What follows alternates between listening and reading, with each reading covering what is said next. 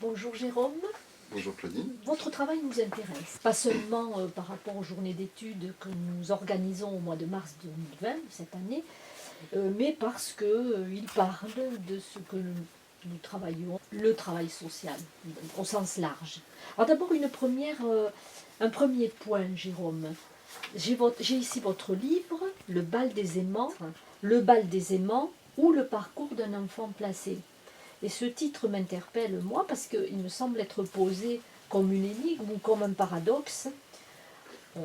On a en tête, souvent, on a en tête que les enfants qui ont été placés en institution font de la mauvaise graine, ou qui sont malheureux, ad vitam aeternam, qui sont dans la souffrance, dans les carences affectives. Et là, vous utilisez le mot aimant. Alors aimant, c'est deux objets qui s'attirent, ou deux personnes qui s'attirent, ou des gens qui aiment. Ça me paraît un peu paradoxal.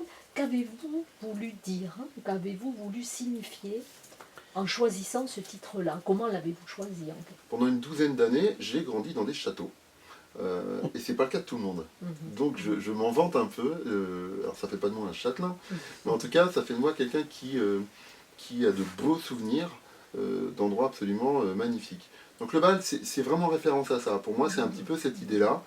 Et les aimants, comme vous l'avez dit, il y a un côté qui s'attire. Et là, je fais référence à toutes ces rencontres que j'ai pu faire. Ces rencontres d'une vie, finalement, qu'on soit placé ou pas, ça nous concerne tous. Mais peut-être que quand on est placé, on a encore à cœur, ou l'espoir peut-être, de ne faire que de jolies rencontres, parce qu'on en a besoin. On a vraiment besoin de ça. Mais c'est pas le cas. Évidemment que ce n'est pas le cas. D'ailleurs, on en fait beaucoup, beaucoup de mauvaises. Mais est-ce que c'est pas le cas aussi de tous les enfants qui ne sont pas placés? Enfin, ça m'a beaucoup questionné cette histoire-là. Finalement, est-ce qu'on vit des choses qui sont à part, ou est-ce qu'on ne fait que vivre des choses que tout le monde vit, mais par contre, on les vit autrement? C'est peut-être possible aussi. Donc les aimants, ce sont ces personnes qui s'attirent, et moi je voulais faire référence à ça parce que j'ai eu quand même cette chance de rencontrer des éduques absolument géniaux, dont une dont je parle évidemment dans ce livre, qui a été ma référente, mais qui m'ont véritablement aidé, qui ont construit ce que je suis aujourd'hui. Sans le savoir, ils ont posé un certain nombre de graines qui poussent encore maintenant, et je les remercierai jamais assez. Donc les aimants, ce sont eux aussi dans les rencontres que j'ai pu faire. Et puis les aimants dans le sens amour. Et ça, j'ai posé ce mot-là parce que dans le travail social, on ne parle pas d'amour. On n'a pas le droit de parler d'amour.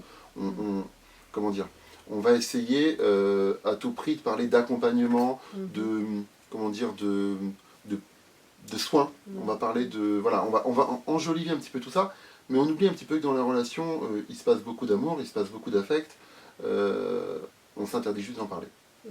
Et moi, je voulais justement le poser parce que on en a besoin, parce que les enfants ont besoin d'amour, mais même si on n'en parle pas, on doit leur en donner.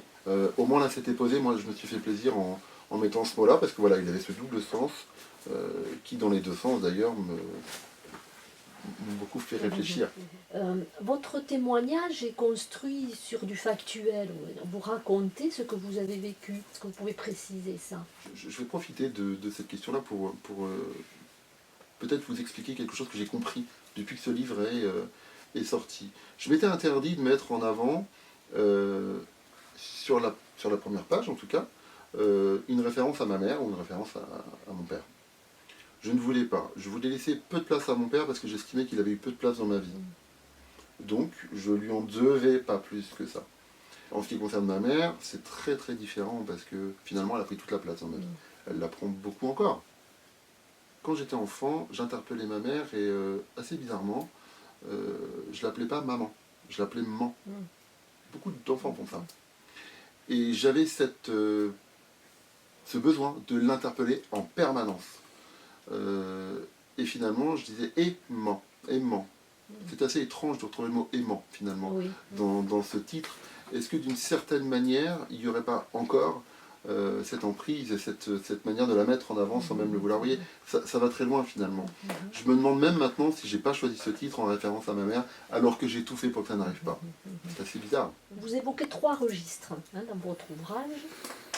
Trois institutions, j'allais dire. La famille, qui est une institution, et là c'est la quête infinie, on va dire, de l'amour de votre mère, qui est décrite à un moment donné, peut-être je mettrai, ça serait trop long de le lire ici, mais je mettrai un petit extrait où vous dites quand votre mère est devant le juge ou la juge, je ne sais plus, et que la juge lui demande est-ce que vous allez récupérer vos enfants, puisque vous avez des frères et sœurs, et elle est comme une petite fille, c'est-à-dire vous la décrivez vraiment voilà, comme une petite fille. Bon, donc il y a cette quête infinie de l'amour, mais l'amour y est en fait, mais sauf que il n'y a pas le retour que vous attendiez, quelque chose comme ça, et du père aussi, parce que le père, par son absence, il est très présent aussi dans votre tête. Donc il y a la famille, il y a l'institution, les relations que vous avez avec les enfants qui sont accueillis, que vous avez avec les éducateurs, avec les personnels dans ces châteaux, et puis l'école. Et l'école, c'est quelque chose d'important pour vous, me semble-t-il, parce que votre vie s'adosse à ce savoir qui peut-être va vous permettre, pas de changer de camp, hein, mais d'imaginer votre vie dans l'enseignement ou l'aide, ou la pédagogie, enfin dans le soutien, l'accompagnement, voire l'amour, puisque vous le disiez tout à l'heure. Alors comment sont-ils enchevêtrés ces affects, ces différents affects? Parce que les affects, c'est pas que l'amour, c'est aussi la haine, voilà, puis l'amour c'est pas seulement l'amour familial ou conjugal, c'est l'amour du savoir notamment. Hein. Comment ça se, comment dans les différentes situations que vous décrivez, comment ça a évolué, comment c'est enchevêtré? J'ai écrit ce livre d'une manière finalement assez simple, chronologique.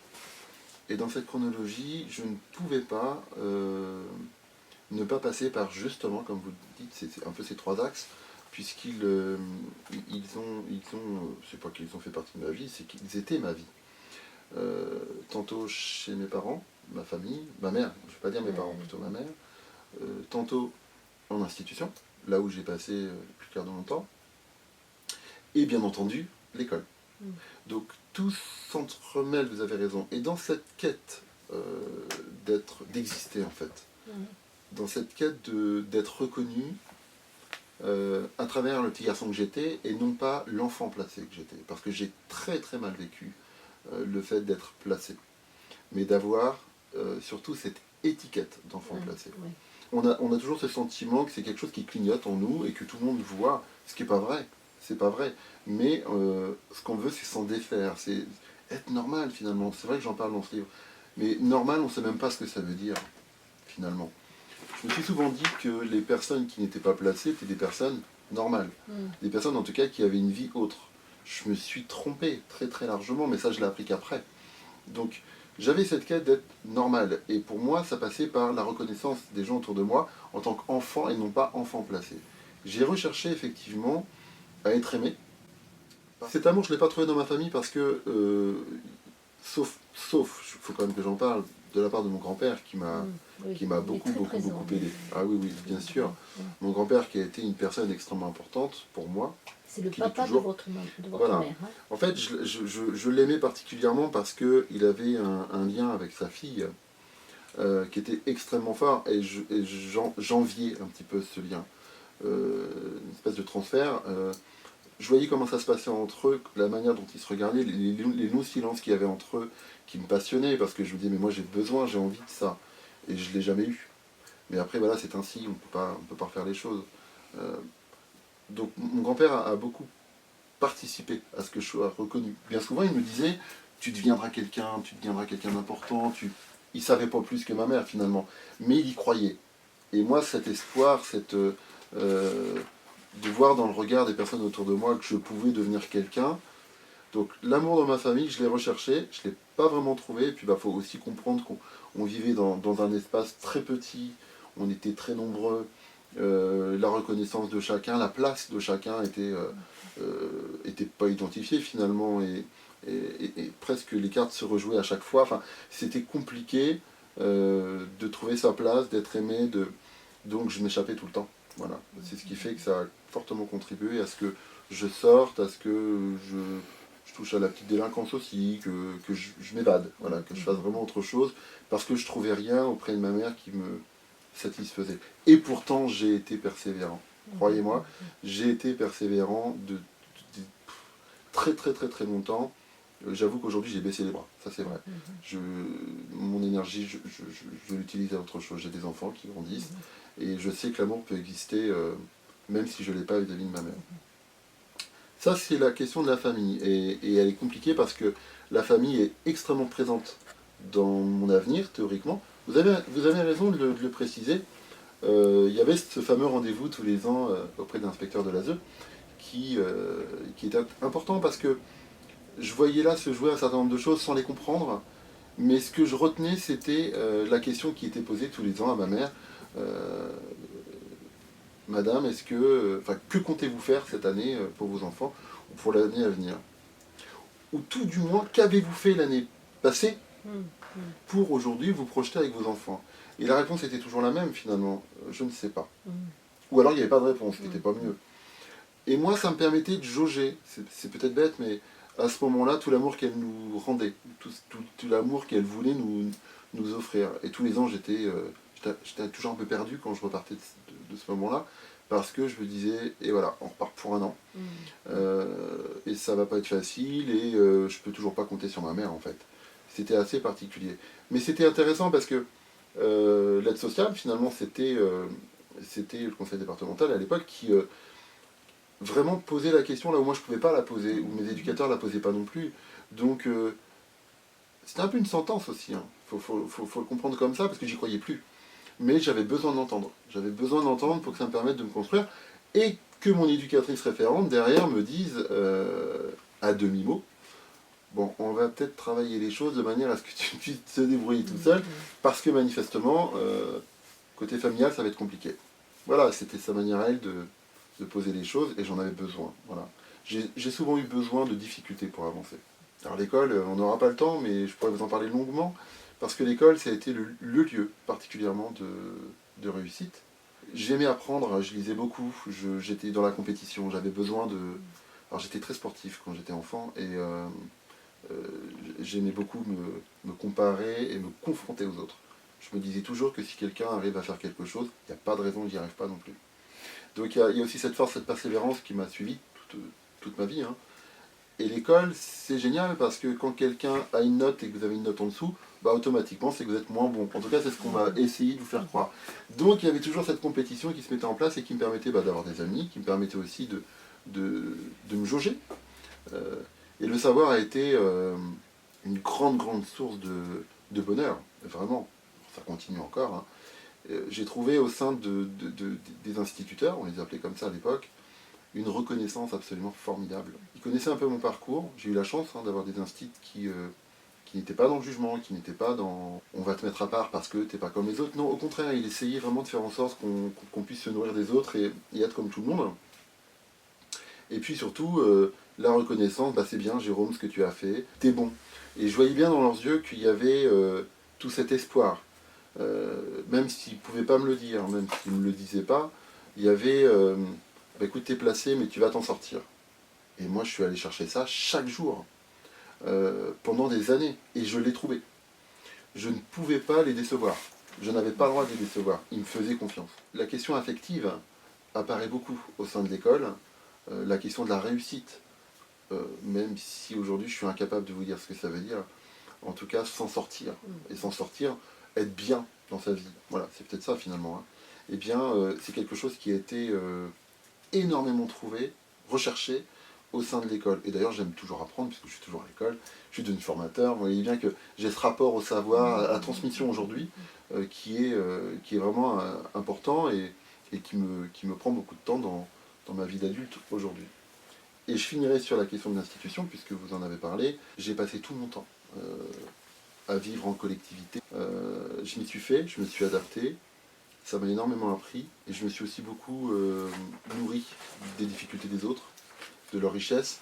Le collectif aujourd'hui ne me pèse absolument plus. J'ai énormément de bons souvenirs parce que de bons éduques, parce que des personnes absolument